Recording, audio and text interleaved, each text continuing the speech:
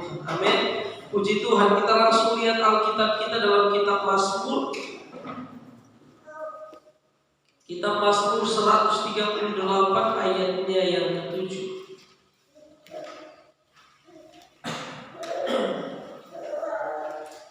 Mazmur 138 ayat yang ke-7. Yang sudah dapat katakan, kita baca bersama-sama ayat ini. Mazmur 138 ayat yang ke-7. 1, 2, 3. Jika aku berada dalam kesesakan, Engkau mempertahankan hidupku. Terhadap amarah musuhku, Engkau mengulurkan tanganmu, dan tangan kananmu menyelamatkan aku. Haleluya. Sekali lagi saya akan baca. Jika aku berada dalam kesesakan, Engkau mempertahankan hidupku. Terhadap amarah musuhku, Engkau mengulurkan tanganmu, dan tangan kananmu menyelamatkan aku. Haleluya. Haleluya. Puji Tuhan, tema khotbah Yesus mengerti dan Yesus peduli. Amin. Haleluya. Perhatikan baik-baik di dalam ayat ini. Ini adalah sebuah pengalaman yang dialami oleh Raja Daud. Raja Daud di dalam keadaan yang Alkitab katakan di dalam keadaan yang sangat kesesakan, mengalami begitu banyak masalah, begitu banyak pergumulan. Dia berkata di dalam ayat ini bahwa dia tidak pernah sendiri. Tuhan selalu ada bersama dia. Amin. Haleluya. Dan saya percaya dalam kehidupan saya dan saudara, mungkin begitu banyak masalah, begitu banyak kesesakan, begitu banyak pergumulan yang dialami. Tapi satu hal yang saya ingin sampaikan, saya dan saudara tidak pernah sendiri. Ada Tuhan yang selalu bersama kita. Amin. Haleluya. Ada orang yang berkata, kok kenapa saya seakan-akan dalam posisi sendiri? Nanti saya akan kasih contoh tokoh Alkitab yang secara manusia dia merasa bahwa kehidupannya sendiri. Bahkan orang yang sangat dikasihinya pun meninggalkan dia. Tetapi Tuhan tidak pernah tinggalkan dia. Amin. Haleluya. Perhatikan baik-baik. Kita akan lihat bukti bahwa kenapa saya dan saudara tidak pernah sendiri. Ada Tuhan yang selalu bersama dengan kita, dan Tuhan itu sangat mengerti. Tuhan sangat peduli dengan setiap persoalan yang kita hadapi. Kita lihat Ibrani pasal 13 ayat yang ke-5.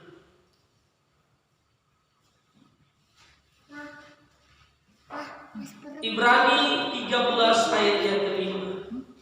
Ibrani pasal 13 ayat ke-5.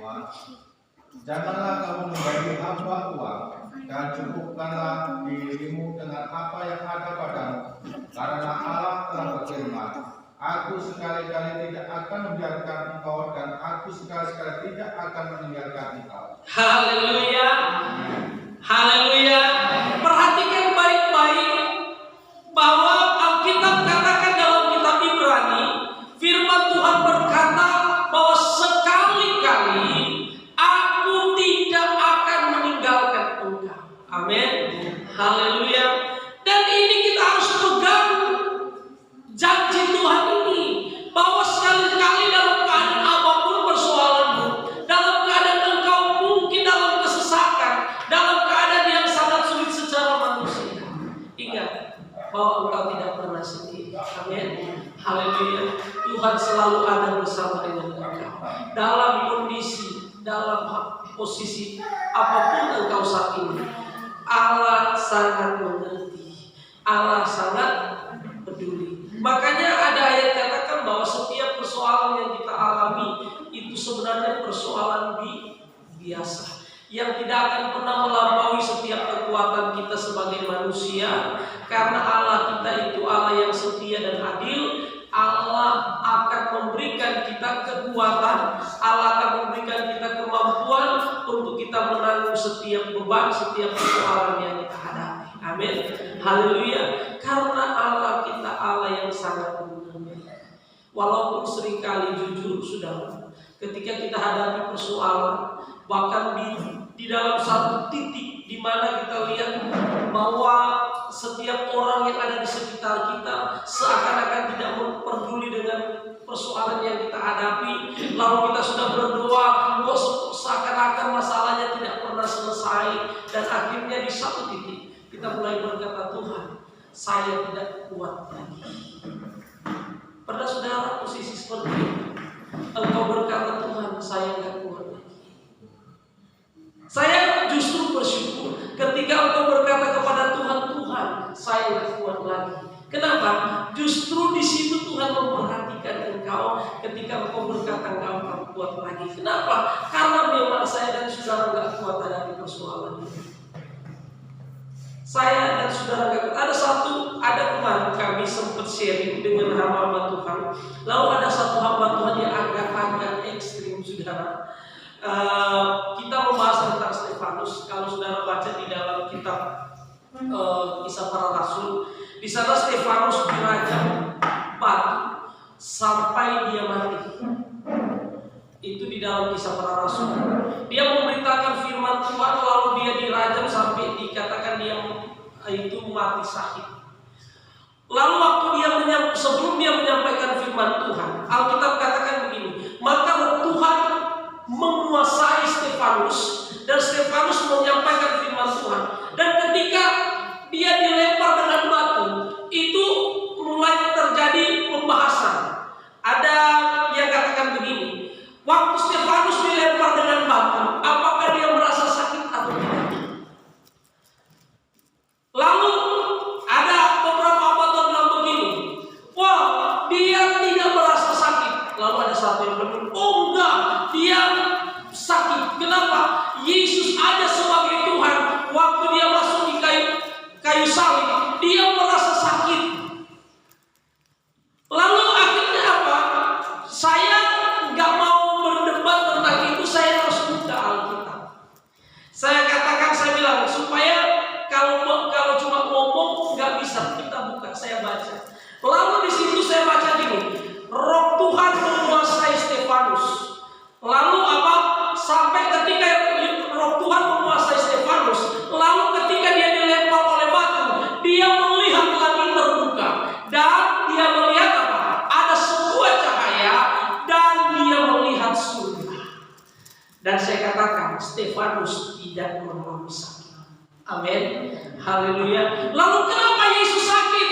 Saya katakan Yesus, Alkitab katakan dia Allah 100%, tapi manusia 100%. Ketika dia masuk di dalam jalurnya Via Dolorosa, dia masuk pada jalan salib, Alkitab katakan keallahannya meninggalkan dia. Makanya di kayu salib dia berkata, iya Bapa, mengapa engkau meninggalkan aku?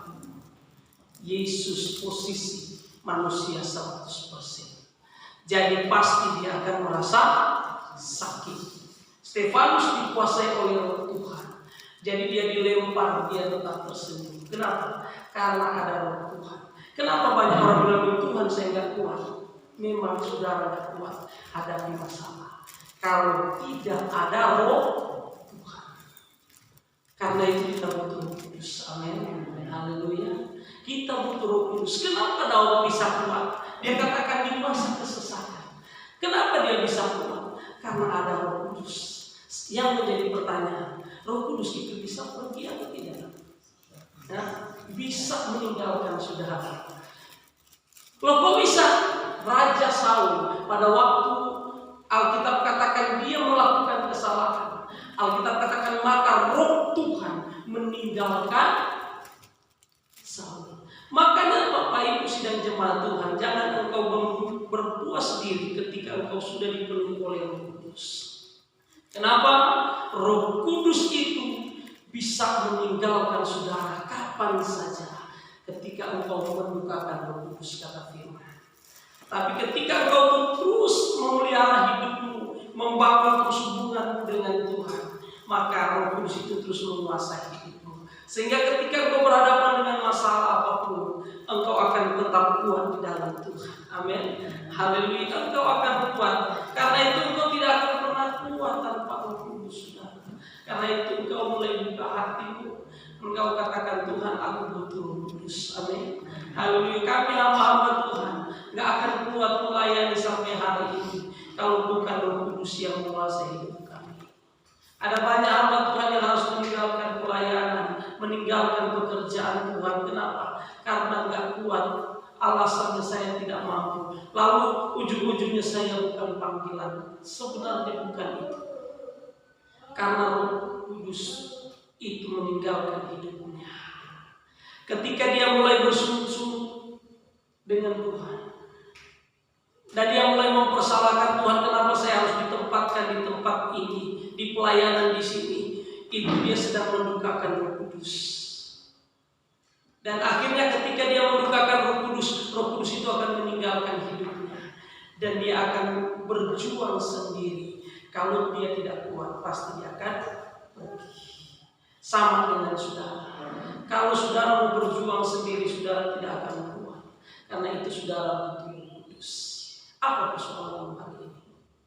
Apa masalahmu hari ini? Minta dari tempat dudukmu. Mulai engkau membuka hati. Engkau katakan, Tuhan, saya butuh Roh Kudus pagi ini. Saya secara manusia gak kuat hadapi persoalan ini, Tuhan. Saya membutuhkan Roh Kudus. Roh Kudus, berikan saya kekuatan, berikan saya kemampuan untuk menghadapi setiap persoalan. Dan ini yang dilakukan oleh Daud.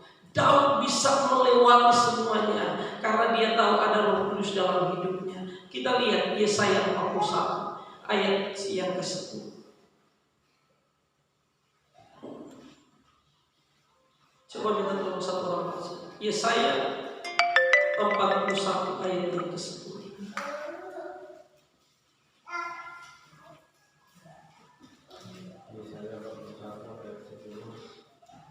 Janganlah takut sebab aku menyertai engkau. Janganlah bimbang sebab aku ini Allah. Aku akan menentukan bahkan akan menolong engkau. Aku akan memegang engkau dengan tangan kananku yang membawa kemenangan. Oh, haleluya, amin, haleluya. Tuhan katakan di dalam ayat ini, jangan takut sebab aku menyertai engkau.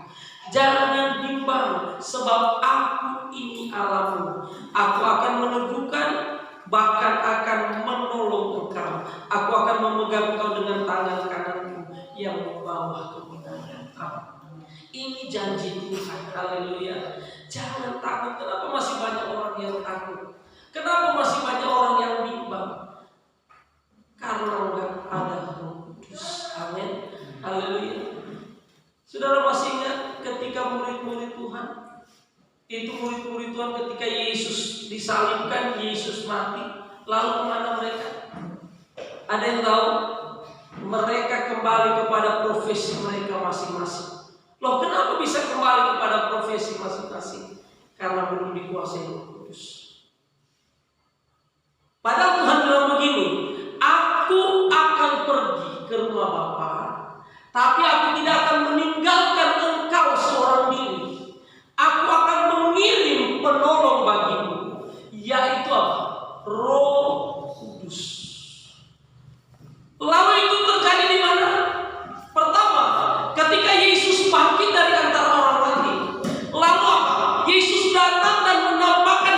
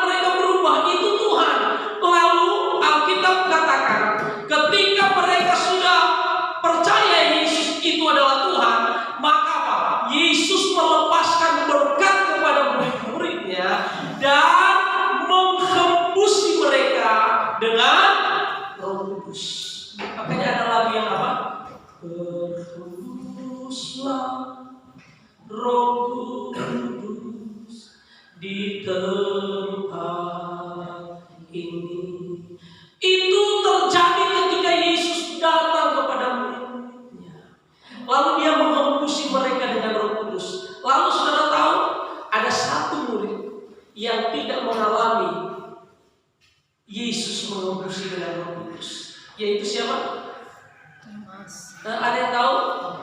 Thomas. Makanya Bapak Ibu sedang jemaat Tuhan, Yesus nanya nggak sama teman-teman atau murid-murid yang lain? Petrus, lalu Yohanes, mana Thomas? Ada? Yesus nanya? Yesus nggak bertanya. Makanya Bapak Ibu sedang jemaat Tuhan, kalau engkau datang ibadah, itu datanglah dengan sungguh-sungguh. Kecuali kalau sakit, saudara ya. Kalau lagi dalam posisi sehat, posisi ini, makanya mungkin ada yang tanya, kok om nggak nanya ya, di mana si A, di mana si B? Kalau dalam posisi sakit, nggak apa-apa saudara sampaikan kepada kami. Tapi kalau cuma dalam keadaan karena malas, karena ini, karena itu, Yesus saja nggak nanya saudara, di mana sih Thomas? Mana si Thomas? Akhirnya apa? Thomas tidak mengalami berkat yang luar biasa. Dia mengalami diberkati. Tuhan kan katakan ini. Maka apa? Yesus memberkati mereka, lalu mengembusi mereka dengan Roh Kudus. Dahsyat saudara. Sehingga ketika sampai pada puncaknya di Kisah Para Rasul pasalnya yang kedua, Tuhan katakan ketika dia naik ke surga, lalu dia katakan kamu harus tinggal di Yerusalem menantikan janji Bapa, dan firman Allah digenapi. Alkitab katakan apa? Di loteng Yerusalem, maka murid-muridnya dipenuhi dengan Roh Kudus. Makanya Kisah 1 ayat 8 ada yang tahu? Ada yang hafal ayat ini? Kisah 1 ayat 8. Sebenarnya saudara Bapak Ibu harus hafal ayat ini. Kenapa? Ini ayat kunci kitab Perjanjian Lama dan Perjanjian Baru. Dan ini ayat emasnya kitab Perjanjian Lama dan kitab Perjanjian Baru. Kisah Para Rasul pasal 1 ayat yang ke-8. Coba minta tolong. Kisah Para Rasul 1 ayat 8. Tetapi kamu akan menerima kuasa kalau Roh Kudus turun ke atas kamu, dan kamu akan menjadi saksiku di Yerusalem dan di seluruh Yudea dan Samaria dan sampai ke ujung bumi. Haleluya. Perhatikan baik-baik. Alkitab katakan kamu akan apa? Menjadi saksiku kalau apa? Dipenuhi dengan Roh Kudus. Makanya banyak orang nggak bisa jadi saksi karena nggak dipenuhi Roh Kudus. Karena Alkitab katakan kamu akan menjadi saksiku mulai dari mana? Yerusalem, dari rumah sendiri. Ada orang yang nggak jadi saksi di rumah sendiri? Hah? Gak ada di sini, amin. Gak ada yang ngaku maksudnya. Haleluya. Jadi saksi mulai dari Yerusalem, baru apa? Yudea itu sesama apa? Sesama jemaat. Samaria itu kepada orang yang tidak kenal Tuhan, sampai ke ujung. Kalau ada Roh Kudus, maka saudara bisa menjadi berkat. Amin. Haleluya. Sekarang mulailah engkau renungkan pagi ini. Sudahkah ada Roh Kudus dalam hidupmu sehingga engkau bisa menjadi berkat, menjadi saksi bagi banyak orang? Dan perhatikan, saya akan tutup dengan satu contoh dalam Alkitab tentang Ayub. Ayub menghadapi persoalan yang sangat dahsyat, yang sangat luar biasa. Kalau saudara baca dalam Ayub pasal 1, Ayub pasal 2, di situ dikatakan maka Ayub semua harta bendanya habis ludes. Padahal dia dikatakan Alkitab adalah orang yang paling terkaya pada zaman itu. Tapi Ayub habis harta bendanya. Lalu sudah habis harta bendanya, habis juga anak-anaknya. Bayangin, sudah habis anak-anaknya lagi apa? Istrinya lagi yang tidak mendukung Ayub. Makanya saya katakan, oh ini Ayub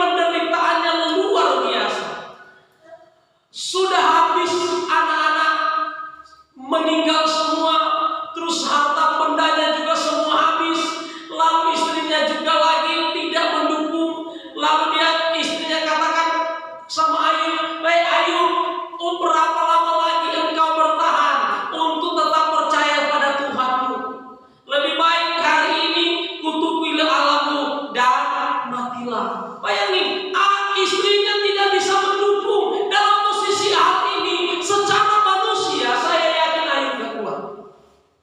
Saudara percaya dalam hal ini Ayub kuat? Enggak. Kalau bukan Roh Tuhan yang menguasai hidupnya, dia tidak akan pernah kuat. Loh, kenapa dia bisa Roh Tuhan menguasai hidupnya? Karena hubungan Ayub dengan Tuhan luar biasa. Kenapa saya katakan hubungan Ayub dengan Tuhan luar biasa? Karena Tuhan sendiri memuji dalam kitab Ayub pasal 1 ayat yang pertama. Dia katakan kepada iblis, "Hai iblis, engkau dari mana?" Lalu iblis katakan, "Saya lagi berjalan keliling dunia. Apakah kau memperhatikan hamba-Ku Ayub? Tidak ada yang sama seperti dia." Tuhan mulai disebut. Ini Tuhan yang ngomong. Dia adalah orang saleh. Dia adalah orang jujur. Dia adalah orang yang tidak bercacat celah. Dia adalah orang yang suka beribadah. Bayangin. Dan dia tidak melakukan tindakan kejahatan. Lalu iblis ngomong apa? Oh, itu kan semua karena Tuhan. Kalau Tuhan gak buat pagar, maka Ayub pasti untuk Tuhan. Kita lihat. Tapi kenyataannya apa? Orang yang dikuasai Roh Tuhan dalam posisi apapun pasti dia tidak akan pernah menuntut Tuhan. Amin. Haleluya. Saya ingin katakan, orang yang dikuasai oleh Roh Tuhan, orang yang setia, orang yang sungguh-sungguh dengan Tuhan, maka apa? Maka apapun persoalannya yang dia hadapi pasti dia tidak akan pernah mempersalahkan Tuhan. Dia akan selalu berkata bahwa segala sesuatu apa yang terjadi dalam hidupnya itu semua ada dalam rancangan Tuhan, dan rancangan Tuhan itu selalu mendatangkan kebaikan. Amin. Haleluya. Dan itu janji Tuhan. Dan ini yang dialami oleh Ayub. Sehingga Alkitab katakan, karena dalam hal ini Ayub tidak melakukan kesalahan, tidak melakukan dosa. Dan pasalnya yang ke-42 itu luar biasa. Saya hanya buka ayatnya aja. Ini ayat yang luar biasa. Di pasal yang terakhir, di Ayub pasal 42, ada sebuah pengakuan Ayub. Kita baca sama-sama ayat ini. Saya minta tolong pemain musik. Kita akan menyanyikan pujian Allah mengerti, Allah peduli. Kita baca sama-sama Ayub pasal 42.